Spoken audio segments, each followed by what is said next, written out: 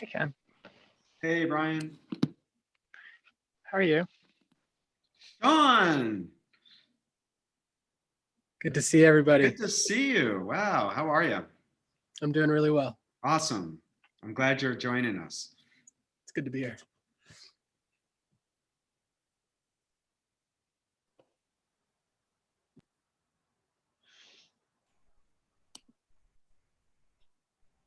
Okay, people are still coming in, and we'll get started just about now.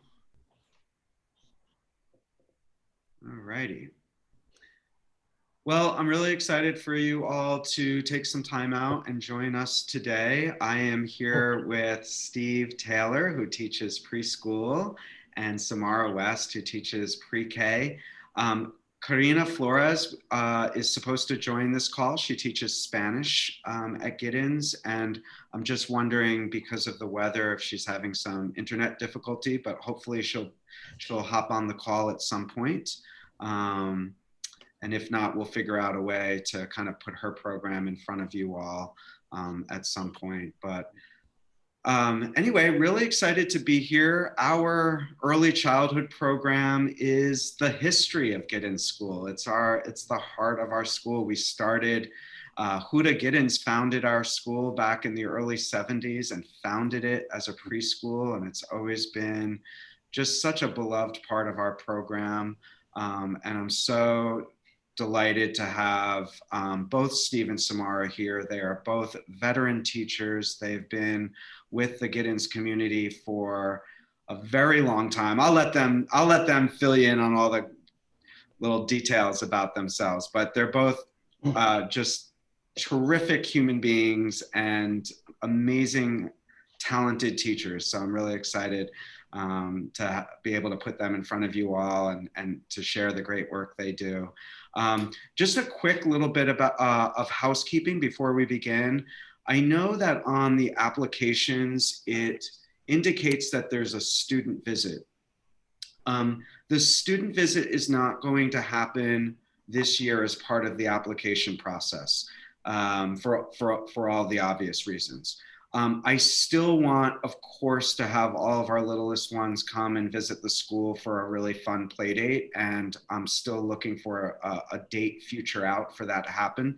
So if you're a family that ends up deciding to join us in the fall, look for that opportunity either in late spring or early summer. But in terms of a visit associated with the completion of your application, you can just ignore that step. So, well, Steve, shall I pass it off to you, the amazing, talented Steve Taylor? And he's going to talk about all of the great work he does. And I should mention that we have built into this format lots of opportunity to engage you in questions. So if you have questions, you can either put them in the chat box and I will read the questions, or you can unmute yourself and ask the question yourself. Both are totally fine. All right, Steve, I'm handing it off to you. All right, Ken, thank you. Hello, everyone. So I'm a preschool teacher, and this means I teach kids who are usually 3 years old and turning 4 during the school year. And I have been teaching preschool for many years. I've been at the Giddens School since 1999. I wanted to talk a little bit about just a few of the key pieces of early childhood education, things that I think are really important for teachers and for parents. And then I'll get into a little bit of just some of the routines of a day in the classroom. The three things that I really want to make sure to touch on before talking about the routines are brain development, students' social and emotional learning, and play. And I'll start with brain development. I recently took a brain training, and some research suggests that about 90% of brain development occurs before a child is the age of 6. So early childhood educators oversee a time of rapid growth in terms of young students' cognitive abilities.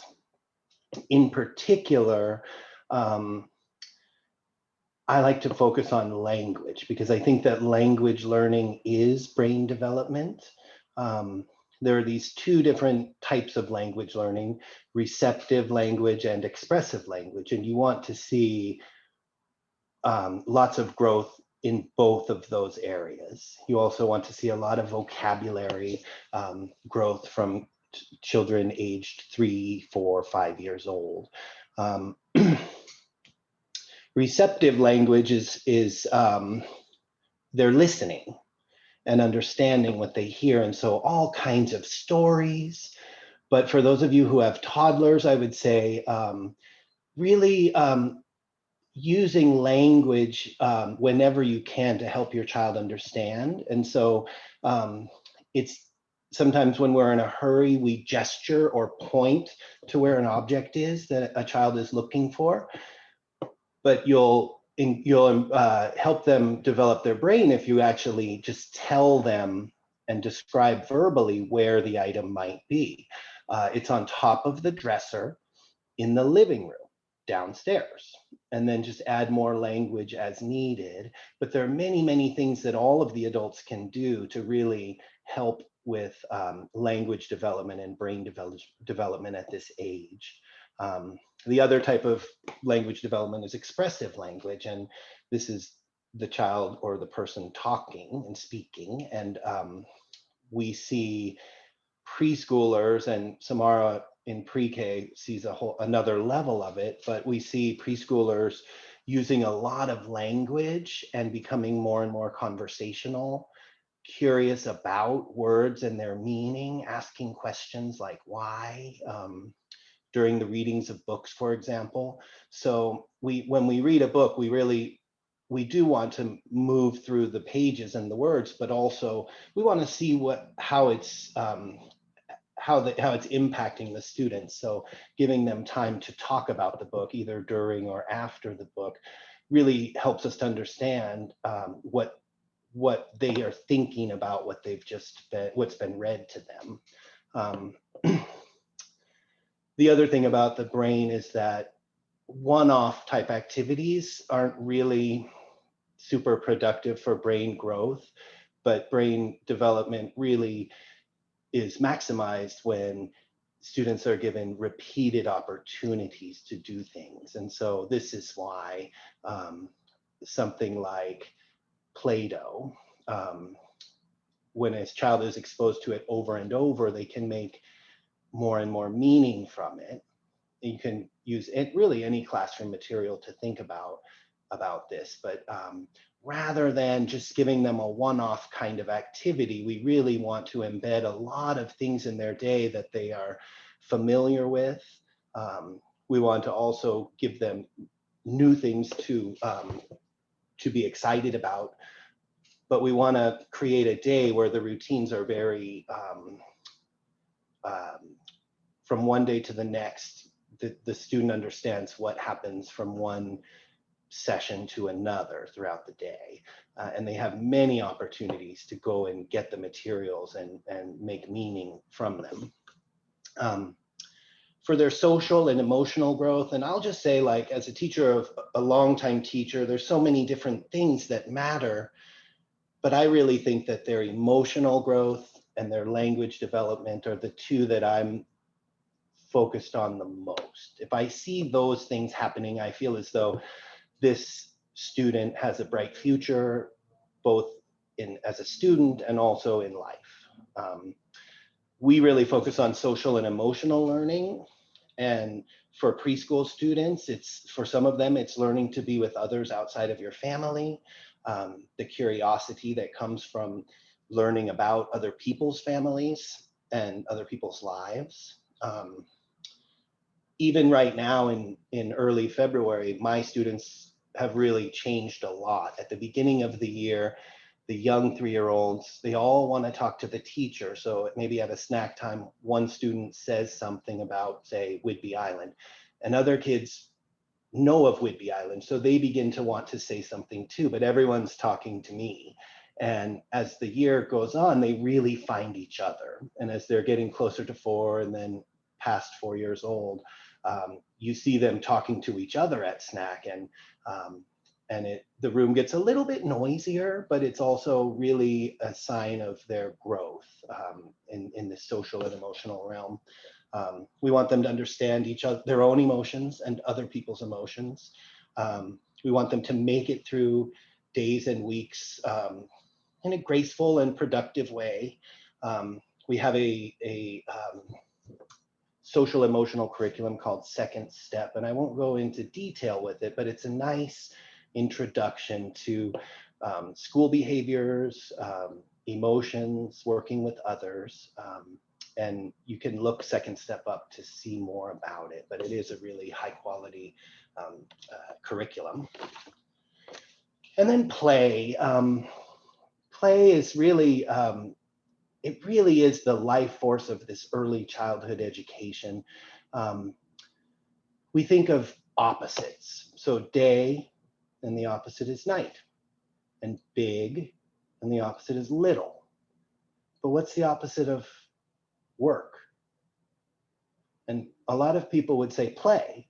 And as an adult, that might fit, but for a young child, that's actually not correct. I think the opposite of work is rest. And play is very much the kind of work that preschoolers do.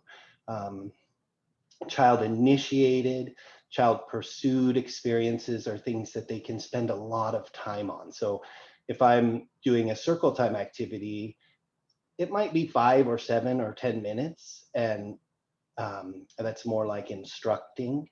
But if a student is building with Legos, they might do it for 30 or 40 minutes. So you can see how it really develops their agency, and it brings their curiosity to bear. There are the other students, so that social piece comes in.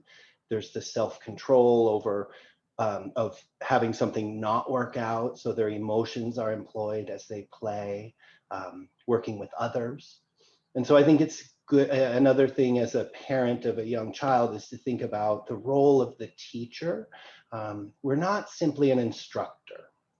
We do have curriculum that we do impart, but we also are observers, and we document what our kids are learning. We're conversationalists. We sing and rhyme. We read. There's a whole, the job of teacher of young child is somewhat different, and I think broader than the job of, say, a teacher in high school, who might see instructor and teacher as synonymous. To me, they're not exactly the same thing. And then just quickly, I wanted to talk about sort of the routines of the classroom. I will say also that you want to think about the pathway to learning for your child is really their senses. And one way to think about this is that young kids learn from their hands to their head instead of the opposite. So you'll find that they want to pick things up. They want to put, when they're younger, they want to put things in their mouth. They're using their senses to understand the world around them. And so when kids are free to play and to move around, they're able to do that. They're able to employ their senses to learn about the world around them. So when we have our daily routines, I start with playing or exploring in the room, like a choice time. And then these times are usually a little longer, like 45 minutes. And then we'll clean up and have a circle time, which might be 10 to 20 minutes. And then a recess, and then snack. Then there's a story time. This year's class really is loving the story, so I can read 3 or 4 books and keep their attention nicely. Then another free choice session where we maybe focus a little bit more on an art project. And then another recess, and then lunch. And then after lunch, there's a rest time. We also have specialist times with our specialist teachers. This year is a little different, but a typical year, each day we would have a different specialist. So Karina, the Spanish teacher, would be on 1 day a week, Bryce, the PE teacher, Katie, the librarian, and so on throughout the week. So the kids at our school, and I think one of the strengths is that they get to interact with not just their 2 teachers in their classroom, but with really a whole, maybe a whole group of teachers between extended day and specialists, classroom teachers, buddy room teachers. They're really getting to experience teaching from 10 or 12 teachers. And so I think that really is a great way to get them started in their education. And that's probably enough of me talking about it. I don't know if any of you have any questions.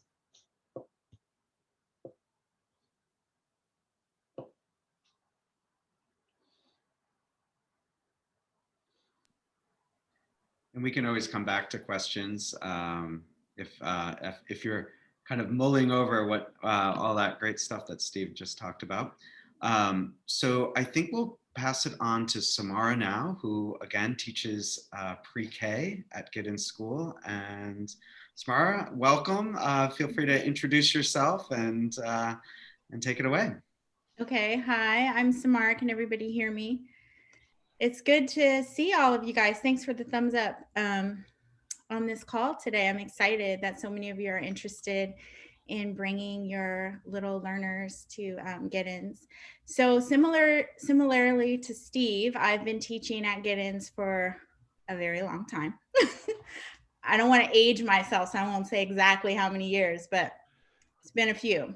And one thing that I really enjoy about teaching pre-K is that they are just naturally curious. And I know because you all have I'm assuming that you all have young children at home, that you can tell that they're just curious and really eager to learn. So that's really fun about teaching this age group. Just to give you kind of a perspective of where a pre-K student falls in terms of their age. Pre-kindergarten students are usually around 4 to 5. The majority of the students that I get have either turned 5 by the beginning of the year or will be 5 before the end of the year. So that is a really great time because not only are they just naturally curious and excited, they've already developed a sense of themselves from their preschool years, and they're coming into pre-K really trying to figure out where they are and how they fit into this thing called a community. So they're making friends. They are really starting to learn, like, what does it mean to be in school? And what does it look like when I'm learning in a group?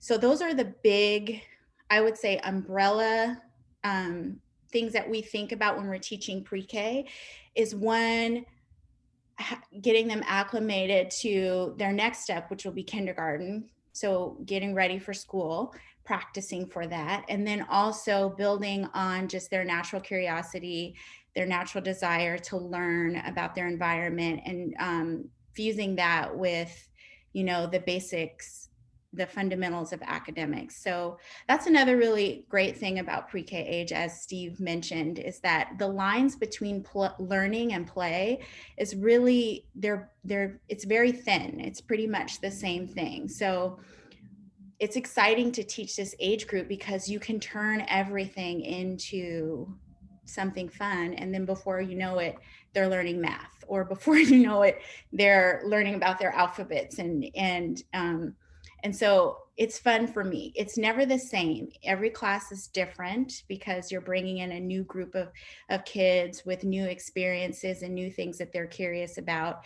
even though we're still learning the fundamentals, if that makes sense. So I guess I also wanted to share with you guys what a day is like for a pre-kindergartner.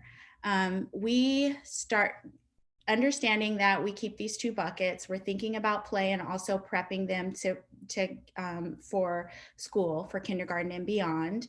And we're that first touch point. So we structured the day with a lot of balance between teacher directed and student led. The teacher directed moments of the day are doing exactly that. They're giving them practice. Like, how do I show up when I come to a group? How do I participate in a group discussion? How do I share my ideas? And then also, how do I learn from others and also demonstrate for others and teach others? So they get a lot of that practice between leadership skills and also learning from their classroom community. And so we start the day off in the morning, building up the routines for that. So independence is another piece of that, really helping them to move around the school on their own and feel really confident in who they are as students. So when they come in the morning time, similarly to what Steve said, they'll start with what I call morning work, which is really a fun activity that is usually chosen. There's like 2 or 3 activities out that the children can choose, but can choose from. So it's got a mixture of like teacher directed and also student directed. And they'll work on that for, around 30 minutes. And then we come together and we have a circle. And that's our first opportunity to come together as a community and learn. And it's usually a very fun circle. We introduce each other, we play games, we sing songs. It's really about bringing them into the fold of the classroom and having them connect with each other and also their teachers. And then after that, we will go outside. This year, we have recess very early on in the morning, which I'm enjoying because they get all their wiggles out and get to play and explore on the playground before we come in and have our very first, what I call mini lesson for the day. So they'll have recess. This year also, which I've been really excited about, we have a lot of outdoor learning opportunities. So we've been doing a lot of exploring outside and doing outdoor education type of things throughout the year, which in the spring we'll get more into like gardening and doing things that are more earth science based. But this year in the winter, we've just been kind of thinking about how can we use the outdoor space as an opportunity to build more community interaction. So they've been playing like tons of games, structured games together, just learning about where our school is and the community that our school is set in, doing little neighborhood walks and things like that. So we'll do that. And then we come inside and we have snack. And then after snack, we have our first mini lesson. So in the morning time, it's a math block. And math is really, for our pre-K, is a lot of play. We have a math curriculum called the Bridges Math Curriculum, which I absolutely love because it's just a mixture of all of these fun units that incorporate, the basics of like number fluency and counting up and down. And I mean, by the end of the year, they've been exposed to a lot of really solid mathematical concepts, but it's all done through play. So, we go through, we sing calendar songs, and then we do counting games together. And then we do different, like, they'll go off into partner groups and do what we call investigations, where they'll play games together or they'll explore some concept that we've learned in our mini lesson. And they also play in math centers where it's a lot of like counting games and just different numerical games and activities that are connected to the theme of the month that we're working on in math. And so right after math, it's all about the balance. So they've had the structured time where they're playing together and it's really teacher directed, and teachers are going around and helping them to think about what they're doing in a more intentional way. We're talking to them and asking them questions about their work, and they're getting an opportunity to share what they're doing and build up their thinking skills and articulate their math thinking. And then after that, it's time for them to take a break and do the big work. Exactly what Steve said, to just explore freely the things that they're interested in. And they have a free choice time. And free choice is usually about 45 minutes to an hour. And that's the time where they're really playing together with each other. And my role as a teacher is to go around and just listen in find out what they're interested in, support them in their play, you know, because there's a lot of social skills things that are happening when they're playing together. So helping them, you know, navigate those social situations and simple things like, you know, sharing the blocks, or, you know, whose idea gets to be put forth in a building situation. So just being there to help them process and work through those sorts of learning is kind of what we do during free choice.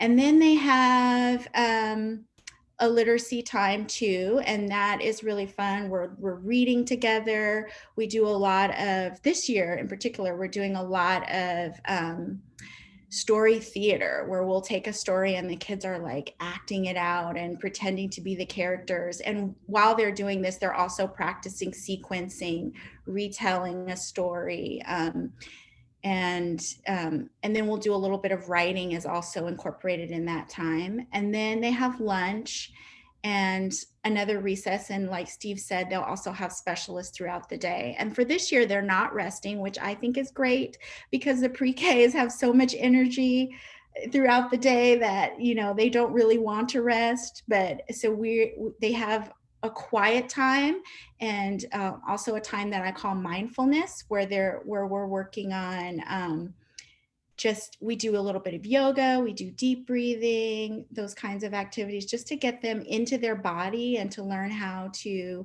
you know, calm down and really become more mindful of their surroundings and being able to, you know, settle themselves a little bit. And then that's the end of our day. So yeah, anything, Ken, that I can add to it?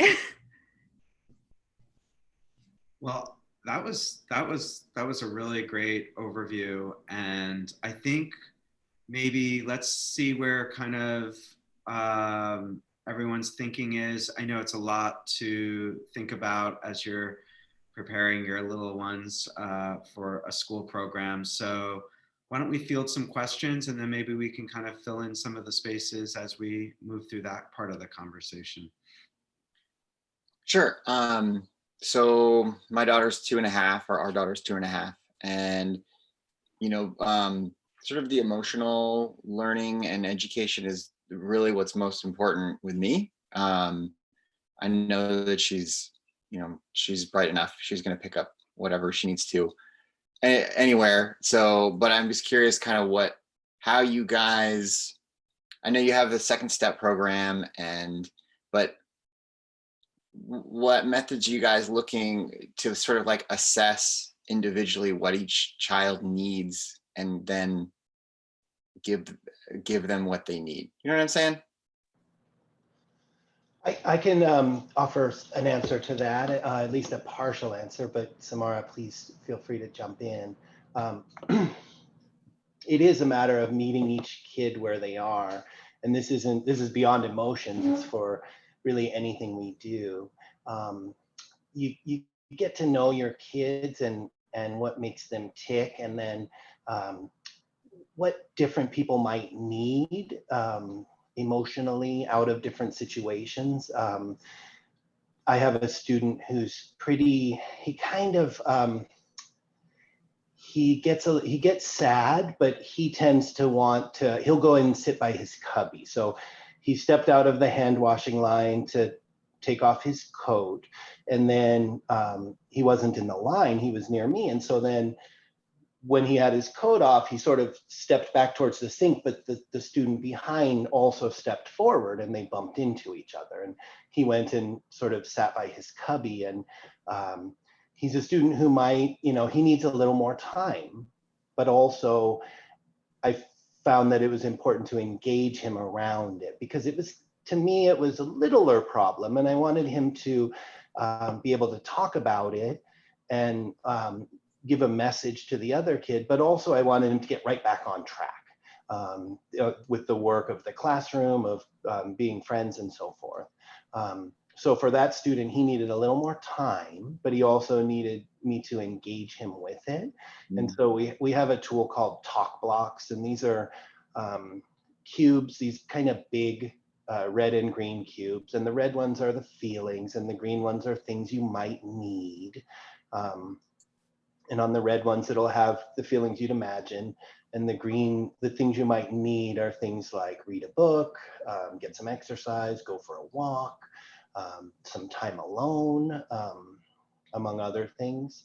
And at first he was asking for time alone, but it was a story time. He ultimately decided to just stay with us and have the story. Often what happens is just being able to express the emotion. On the red block, he said he was sad. And so then we go to the green block next. Sure. He said, and then my class, some of them like to go for a walk. And because there's two teachers, one teacher can take the student out for a couple of minutes. One of the lovely things about young kids is, I don't really like it, but we talk about the 2-year-olds as the terrible twos, and I think what it means is volatile. But 3-year-olds aren't exactly a walk in the park. Like they can be pretty volatile too. Sure. But also they come back from it really nicely. They don't really hold a grudge against one another. They're pretty able with help to talk to talk through a problem with someone else. So there's a lot of that, like working with their emotions as the emotions are happening. That's But good. then there's also a lot of, like if you're reading a book and a character is having a feeling, it's great to highlight that when nobody's having that feeling. Like that's actually a pretty good learning time. Yeah. And ultimately what I've come to realize is that teachers love problem solving. I think parents probably love problem solving too. It's hard to say something that's not good about problem solving. But I have found over time, and it took me actually too long, like years to figure this out, but the ones who are able to solve the problems are the calm ones. So I've had this situation where a couple kids are angry and tugging on a toy, and then you come over and you ask them to solve the problem. And it's the other kids around the room who have all the ideas because they're not in the middle, they're not angry, they're not in the middle of an argument. So I think giving the kid time to feel better and not trying to get a solution while the kid is still upset. Yeah. And so it's really, to me, it's really just taking the time, and so with that student today, I read a book, and at the end of the book, I said, "Oh, still sad?" And we're wearing masks, and you can kind of read faces, but it's a little trickier with the masks. And he shook his head, no, he was not still sad. And so, and he said he was happy. And so just making that, just connecting the dots between the feeling you were having and how you're feeling now, and sort of guiding them through that journey is really, it's the perfect time to be doing it.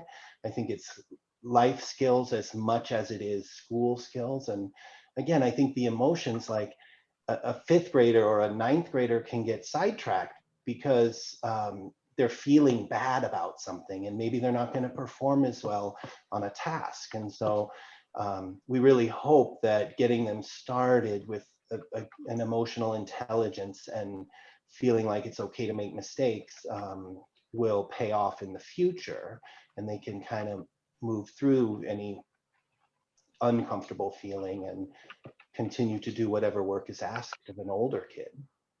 Awesome. Thank you. Thank you. You're welcome. I had a quick question about fostering of intrinsic motivation. What sort of systems or classroom setups do you have that would foster sort of more of like an intrinsically motivated type of approach versus, extrinsic, more so where like the students, the kids, the little ones are, self-motivated? I'll start, but Samara, do you want to talk about that one too? Okay, I got it. It's a really good question, and I think it really gets at this play versus work thing. If you're doing a lesson, if I'm doing an activity at circle time, I want them to be able to, I'm hoping that they're going to be able to attend to it. But if they're out choosing things to play with and people to play with, this gets at this intrinsic motivation. They get to do what they want to do. And my role is to help them with the language around it, help encourage them to solve the problem, to think more deeply about the thing that they're doing, to remind them of how they built with it yesterday or a different time. So there's a lot of like scaffolding around it. I think that, and one of the reasons I teach preschool is I feel like they're really highly motivated to learn, but I do think it comes on their terms a lot of the time. And so I'll have kids who already write their name, and then I'll have kids who resist writing their name, and a whole spectrum in between. And I want them to become comfortable writing, but I also don't expect that to happen by October. So, and I know that there's a huge long journey after preschool. So really meeting them where they are as we go. Because there's a group of students, you really want them to develop some independence around certain things. And so you want to encourage them to find that motivation within themselves, and then give them whatever help they might need. This kind of gets go ahead. Oh, I was just going to say, one thing I would add to that is also that our approach around curriculum is really emergent. And when we say emergent, what that means is that we are building the curriculum based on the children's interest. And I think when it comes from a place that they're interested in, they are really excited to take it on. I'll give you an example. My class right now is super excited about maps. I don't know how or why, but they've been excited about them. They make little maps, they crumple up the paper to make it look old. They carry them in their pockets and review them when they're on the playground. That's all it is, it's maps. So what I've been doing is I was like, okay, we have to learn about the goal. The math goal is to learn about positions in space, and they're interested in maps. The two go together.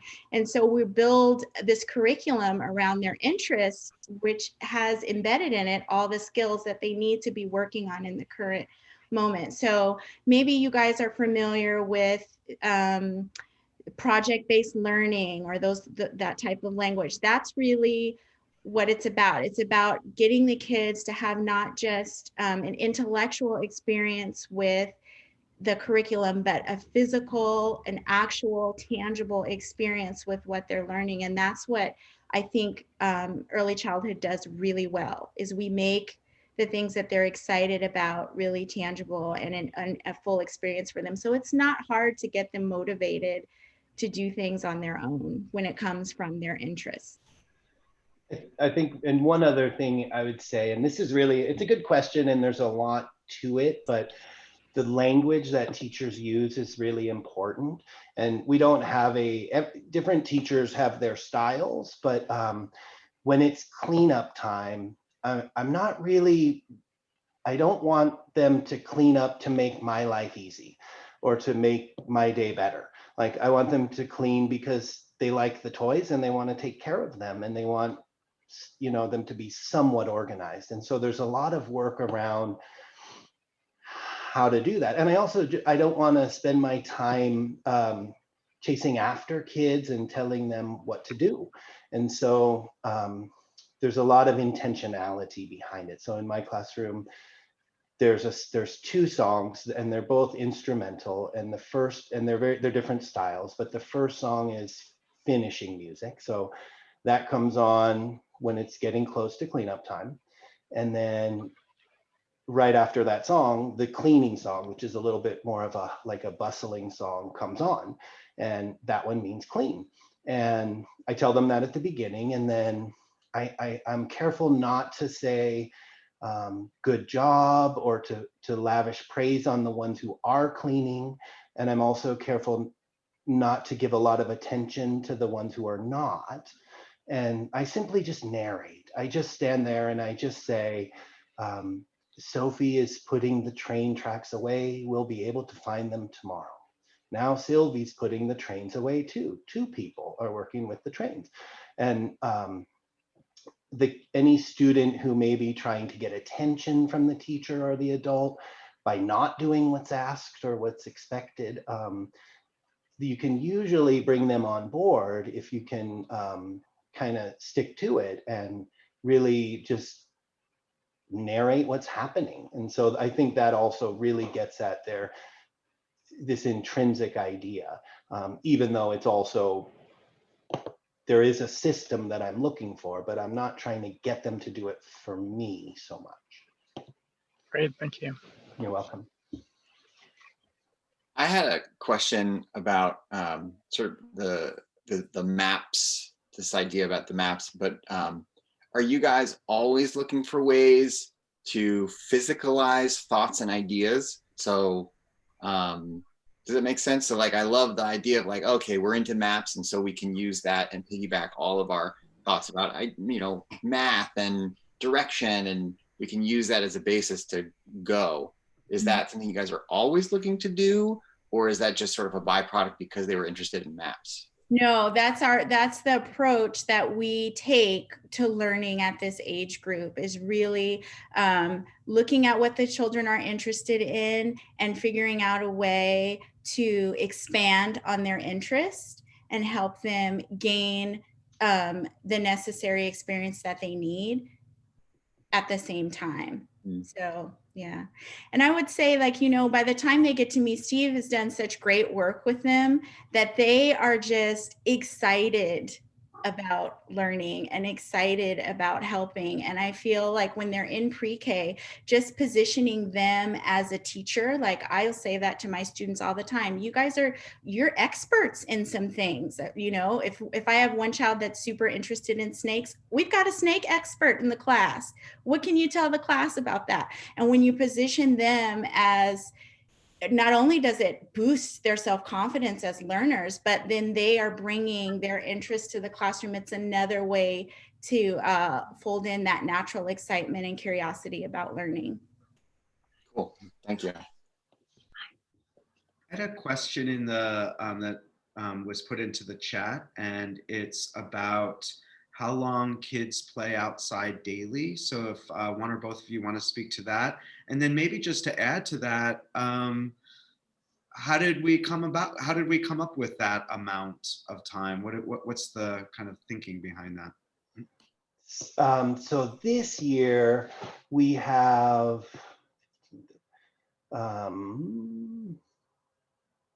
about an hour and a half outside. It's a little different because of COVID. Morva is our head of school, and she worked really hard to create an environment where we could have a hybrid situation with the younger kids at school more and the older kids at school a little less to start the year. And she gave us some instructional time outside as well as recess, just to give us more time out of doors. An hour and a half, it's probably, Samara, do you think it's usually more like an hour and 15 minutes? I would say it's probably about an hour and 15 minutes. We usually have, two 30-minute and then maybe one 15, 20-minute break. And this year is it's very unusual in that we could have 2 classes on the playground at the same time, but that's not what we're doing this year. So the schedule is pretty packed, really, where one class leaves the playground and another class comes out afterwards. And these are like abatement strategies for COVID. But in a more typical year, we could have as many as 2 or more classes on the playground at the same time. So the schedule would look a little different. I will also say that I think there is some guidance around how frequent students need to be outside according to, what do we call that, Steve? Licensing or something like that? Yeah, I feel like it's probably around 90 minutes a day. So I think that's where the guidance comes from. Of course, we know best practice for kids is to be learning while they're moving and doing. So we try to offer them as much opportunity to get outside and move their bodies. Even though we have only an hour and 15 minutes this year, we do have other opportunities for them, for the more kinesthetic learners, to move their bodies. So we have PE, we do a lot of active physical things in the classroom as well too. So, you know, like I mentioned, dancing, yoga, just, you know, big body play also in the classroom. In a more typical year too, there would be for some students, there might be a longer school day, but in preschool and pre-K, there are different options for how long of a day the student has. So a half-day student, of course, would have less of the outdoor time, and a student who stays on for extended day until 5 or 6 would have more time in the late afternoon when other students might have already gone. Ask about sort of the amount of kind of structure there is and sort of how much things vary from day to day. You know, is it sort of there's always a set schedule, but that set schedule includes, you know, block of an hour that could be absolutely anything that varies, or is it more sort of flexible from day to day? And I'm asking this, you know, as the parent of a toddler who is, you know, obsessed with routine at the moment, and I think that obsession gets, you know, stronger a little bit for a little while before it starts to ease up. So, but at the same time, you know, you want to have the flexibility to, you know, respond to things that come up. So just be curious to see how that works. I think that I are on the side of sticking with the routines week to week and month to month. I do feel like students really thrive when they know what comes next. They like surprise. Some people really enjoy surprises, and it's nice to offer different activities or different choices within a choice time. So maybe there's some new Play-Doh that's placed on a table, or maybe it's tempera paints instead of watercolor. There's a lot of ways to change up what's offered, but still have it fit within the daily routine or schedule. So I tend to keep it really consistent. I think it works best for young kids if they know what's coming next. And I think it helps them to move through the day and have those good transitions. Mm-hmm. I would definitely agree with that. I feel like young students, you know, as you're experiencing with your own, feel safe when they can predict what's coming. And so we do have some really grounding routines throughout the day that they can come to expect, and also develop their independence within that.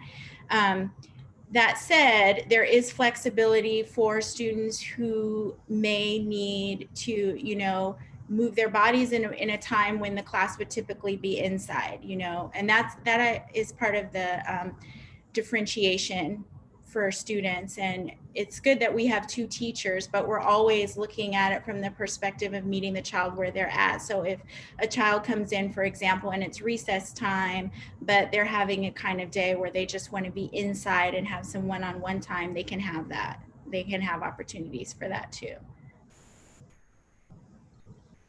I'm just looking at another question in the chat.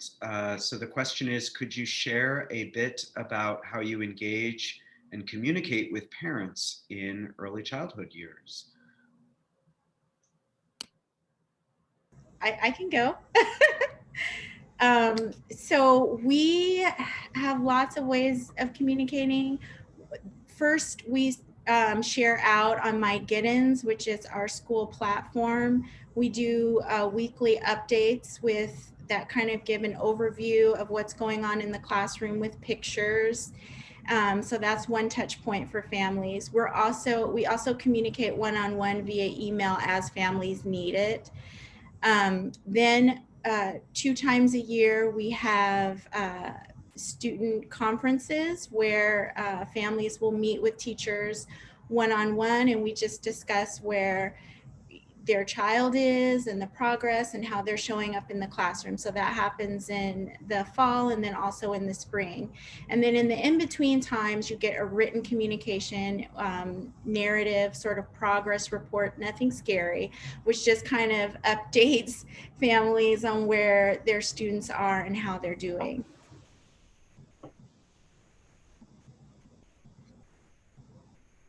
That all sounds right to me too. I think email is a preferred way for me to receive communications, and I kind of keep my email screen, my inbox on the screen, so it's also sort of timely. Like if someone were to forget to send their child with a lunch or something like that. But other teachers may have other methods that they prefer in terms of communicating one-on-one with families. I would just add that in a typical year, families drop off and pick up in the classroom. So there's also all of those like little informal moments that just kind of build throughout the year as well. That's right, and there's always a chance. And this year is we're taking the kids out to the curb, so the families are not coming into the classroom. Again, for COVID and mitigation, but yeah, so there's always some, or there tends to be some FaceTime where you could ask a question in the beginning of the day at drop off, or when you pick up your child. It can be anything from how was their day to, hey, the birthday's coming up, how do you guys do birthdays, or something like that.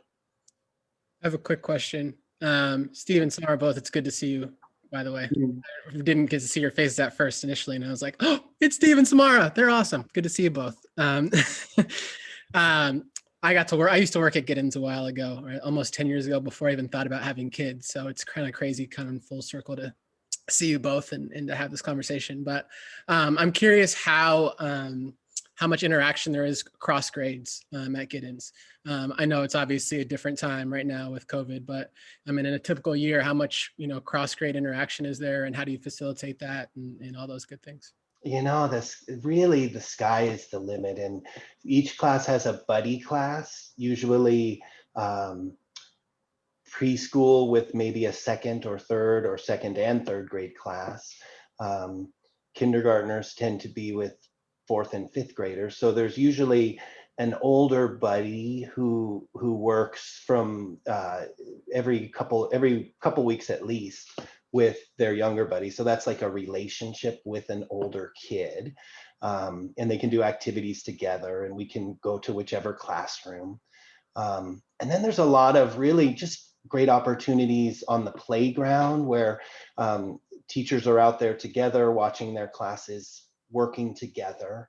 And then our new building is really nice in that there's, especially in the downstairs in the early childhood rooms, there's these big windows between the rooms. And so even this year with COVID, like a kid from a different class will bring a book and like push it up against the window to show us. And with Tracy's class, which is next door, they can see us and we can see them. And we have a lot of kids who really like plastic animals, and so their kids started to pass notes over asking if they could borrow the hippos. And I had a student who loves the hippos, and it was good learning for him to know that the other class was going to have the hippos for at least part of that day. And then I was able to tell him, hey, they have a wolf. Would you like to see if we can borrow the wolf? So we have these big containers of wipes, of like cleaning wipes that work really well. You can just, we'll just wipe the toy off and then pass it through the door to the other teacher. And then we're getting to know each other even in this year through those kinds of things. But there really are many, many opportunities to get to know other kids across the grade bands. One of the reasons that I really was drawn to Giddens is that it's a preschool attached to an elementary school. So we have the kids through fifth grade, and then we have Lake Washington Girls Middle School is our building partner. they're doing distance learning this year, but those are 6th through 8th graders, and there's the potential for having interactions with them as well in a more typical year. Thanks. Nice to see you too, Sean. Yeah, good to see you.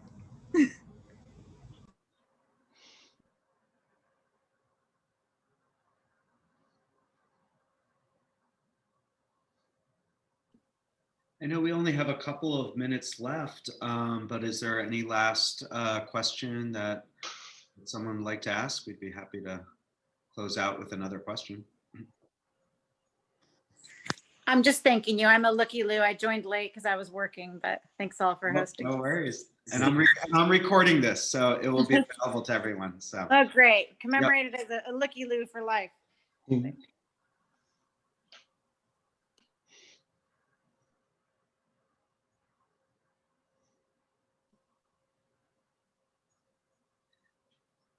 Well, if there aren't any other questions, I think we're almost at 5 o'clock now anyway. We'll close up, and I just want to again thank you all for taking time out of your busy day to spend some time with Steve and Samara and learn more about the work they do. And of course, as we move through this process, we're more than happy to continue to engage you in any questions you might have. We're in the stage right now where we are reading files, which is a really fun, exciting time because we get to know your kids through the materials that you submit. And then we release admissions decisions on March 19th. So that's the timeline. We have some time in between where we can spend some time looking at all of the great work you submitted. And then we'll communicate that on the 19th, and then you have a week to respond from there. So that's kind of the remainder of the admissions process in a nutshell. So, well, thanks everyone, and stay well, and hopefully we'll connect again soon. Bye-bye. Thank you. Bye. Bye. Thank you. Thanks. Bye. Thanks.